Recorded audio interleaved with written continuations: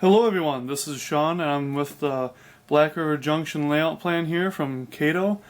This is also done in the Model Railroader magazine. I'm not sure which issue or what year, but it was done. This is just an introductory video here, just to go over some of the basic stuff, tell you a little bit about myself, about the layout I'm building, about my railroad, the Chicago, Milwaukee, and Northwestern, and to go over a few things that you guys are interested in. I have had a huge kind of explosion in activity on my page and on my YouTube channel. I haven't really done a video in probably a few months, so this is the first one I've done in quite a while, so be easy on me. This is kind of my first layout I've done with Unitrack that's actually been a planned layout. I've never done one of these before. This is my 7th layout in 3 years.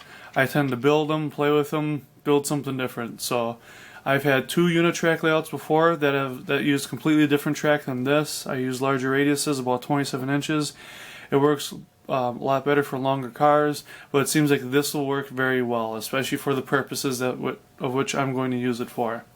So I've got my little note card here, and I've got the box, all the information and stuff, and I'm going to give you the introduction, and then we'll get started on going through the more detailed stuff. So here we go.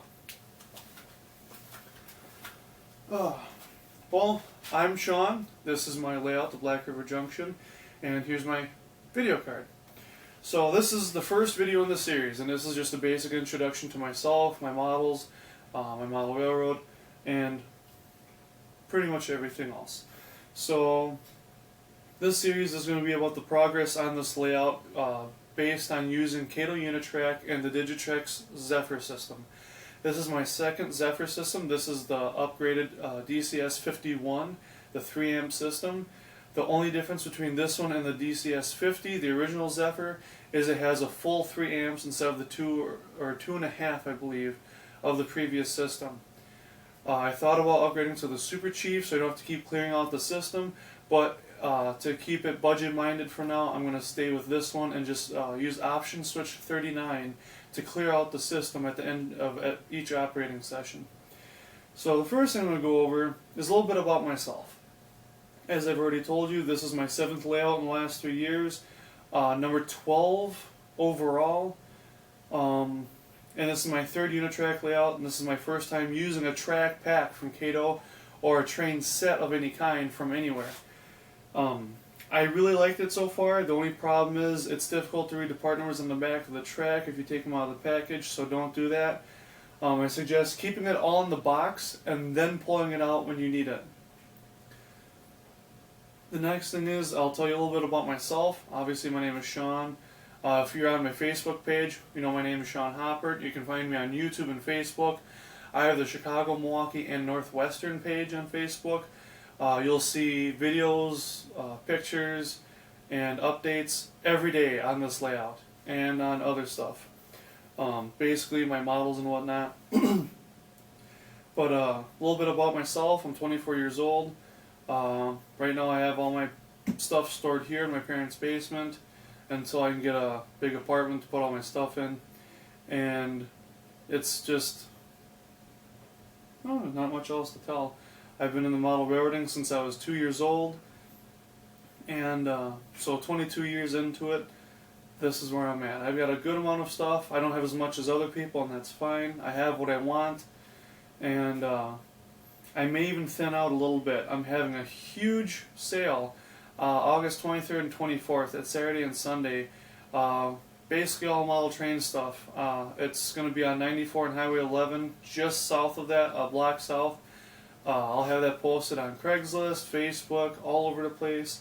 It's going to be a huge model train kind of rummage sale. There's going to be hobby shops showing up as far as I know, and I'm going to have a flyer coming out hopefully soon. I'm going to work on that after I finish this video. And it's going to be, you can come and set up, you can buy, you can sell, you can trade, do whatever you want. Just kind of something for the summer. I know I'm active in the hobby all year round. And there isn't a whole lot going on in Wisconsin here, at least not in southeastern Wisconsin, as far as swap meets and shows in the summer. So I figured this would be a good way to bring some stuff together, get some guys together, meet new people, and hopefully sell some stuff. So, why Unitrack? Well, I've been using Kato Unitrack for, I don't know, about a year. And I really like it. The ease of being able to put it together, take it apart, rearrange it, do what you want with it.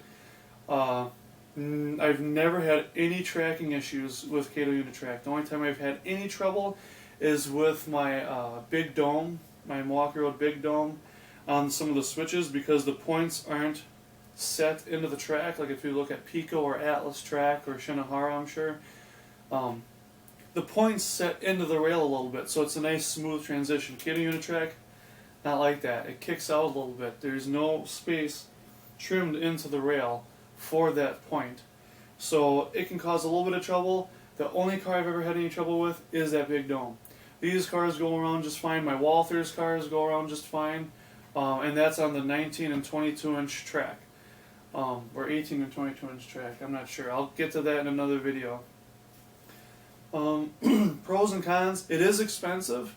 I got a smoking deal on this track back. When I bought it, it was on sale at Walthers for $500, and I got it for $450 through my my hobby shop in Milwaukee. So I said, I'll do it. You could not build this with anything else, I don't think, for $450. Switches alone would get you. Let alone that these are all electric switches. Once I get all the holes drilled and everything, I'll have the wires buried, and I'll start electrifying the switches as I get along, see which ones I use the most. I know the or the mainline switches I'll use, so probably this one, that one, and this guy, because this will be considered a mainline going over to there, and probably this one. Cons, like I said, it's expensive. You're limited in what you can do. There isn't nearly as much stuff out here for HO as there is for N scale, and it can be kind of a pain because you have to buy a lot of track to make it work in certain areas. There's a lot of little sections that you can buy that are just a few millimeters or just a couple inches off from each other just to make it work. This layout is not a great example of that because this one's pretty well thought out. It was designed to use minimal track to keep the cost down and everything. But on my other layout, if I wanted to do a angle or something or a 90-degree crossover, you had to get creative.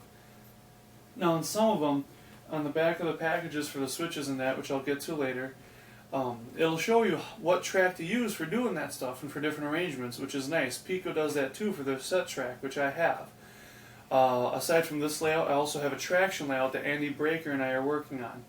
The table that the camera is mounted on and that you can probably see over in the corner over there with the yellow sign and the beer bottle opener, that was my last layout. That was going to be part of my final layout, and then I said, you know what, let's just keep the modules for a while and then I'll tear them down. I'll finish building the corner out once that's down. But I really like the way things are turning out with this, so I'm going to keep going with it. I decided on doing this just because it was there. I wanted something where, in a smaller area I can take to an apartment, fit in there, and run most of my stuff. I can run pretty much everything on this layout. I've got a couple of unit trains I won't be able to run, like my coal train. I won't be able to run my CEFX reefer train, and I think it's CEFX.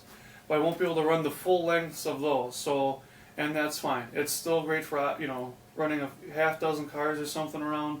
It'll still be great for that. Let's see what else. Adjusting the layout to fit your space. I was a huge fan of walk-in layouts, which is great if you have a permanent residence or you're not going to be moving for a long time. But for someone like me, who I'll be moving out shortly, I might bounce around a couple of times with work. I don't want something I'm going to have to constantly adjust. So this will fit into just about any room. I can put it in the corner if I have to and operate it. I can, I can move this around in an apartment easily, especially since it has wheels on it, and make it work. So that's why I'm going with this. And it's not for everyone, and that's fine. Deciding on a traditional or walk-in, I just went over. And about my railroad, my fictional railroad, the Chicago Walk-in Northwestern. It's based on what would have been, the name is based on what would have been the conglomeration of the Chicago Northwestern and the Milwaukee Road back when they thought about merging, and then the government said no and UP got them. And basically the way I'm using that name is to cover everything from Chicago to Milwaukee and then north and west of there. So I have IHB, Metro, RTA, CNW, Milwaukee Road, Santa Fe, BNSF, Burlington Northern, and pretty much anything I want. I can manipulate that and twist it and turn it to make any railroad I want run together. And being that it's run as a conglomeration, I can run anything in any part of the country I want as far as my layout's concerned. So this layout, you'll see everything. Like I've got my Metro cars there, you'll see Green Bay and Western, Great Northern, BNSF, Milwaukee Road, Northern Pacific, everything. So that's why I did it. And I've got brochures, I've got pamphlets, I've got awards, certificates, licenses, stuff like that on my Facebook page that you can download and print off and sign and get yourself an engineer's or safety award or something, or a certificate. I just think it's kind of neat to do that stuff. It adds a little bit more to the layout, makes it feel more authentic to me. Operating concepts, it's basically an open book. You can do whatever you want. I have a friend of mine, his name is Nick. He's actually got a few things painted up in CM&N, and I don't have anything yet. I just don't have, right now, the capabilities or the skill to be painting stuff, let alone the time. I do work between 60 and 70 hours a week regularly, so I don't have a whole lot of time for this stuff. In fact, I have to keep an eye on it for work today. And then modeling choices, I model everything from the 60s or even 50s to today. And the way I justify in running it all at the same time is that the CM&N has what I call retroliners, which means I'm using original equipment from the 50s and 60s and 70s and 80s and running it with modern conveniences like wireless internet, new facilities, new seats and whatnot. It's just the original equipment. It's something to make it neat and fancy. Something I would do if I owned a railroad, because I do. And the philosophy, I've got a lot of different slogans and stuff, but it's kind of, just be free, do what you want. I like color. My favorite colors are blue, orange, red, green, and yellow, and you will see that in the railroads I've chosen. And then the equipment, I kind of buy what I like, and I justify it with some weird explanation. I've got a rotary plow I got for $15. I've got a Northern Pacific Bud business car I got for $10 and detailed it up. Just because it looks neat, and I'll put on the layout and say I'll use that someday. You don't need to justify what you buy as long as you have the money to pay for it. And if you like it, it's yours.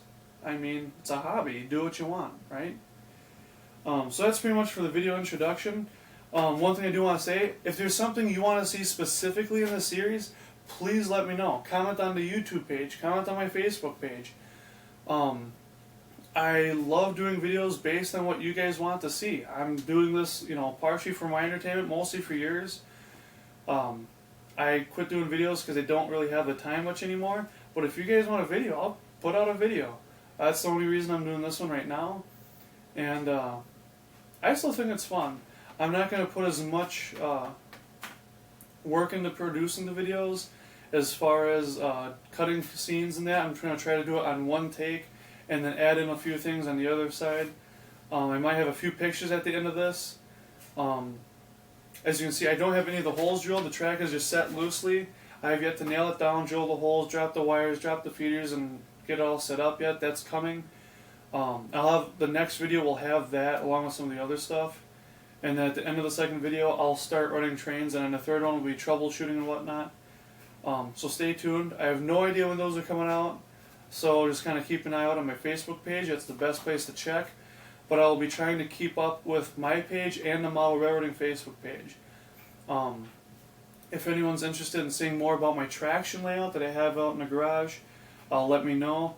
That includes railroads from South Shore, South Bend, and to the North Shore, Northern Electric, Pacific Electric, and a couple other little oddballs, Illinois Terminal and whatnot. So if you guys want to see a video about that, let me know. Otherwise, I do have pictures up on my page. If you want regular updates, that's the best thing to do is to join my Chicago, Milwaukee, and Northwestern page. You'll see stuff every day on there. Post, comment, whatever you like. It is an open page. You do have to get accepted into the group. If I go to your page and I don't see any trains on there, and you look like it could be spam, I'm not going to add you. I got to see trains or some kind of similar interests that are related to the page that would show that you're actually interested in joining the page for getting news. So with that, I'll say adieu, and I hope you guys have a great weekend. I hope to have this uploaded Friday, maybe Saturday, and we can get moving on that. So for now, that's it. The stuff that you see here, I'll be talking about in my next video. Buildings and everything are going to get laid out later on. So take care, everybody.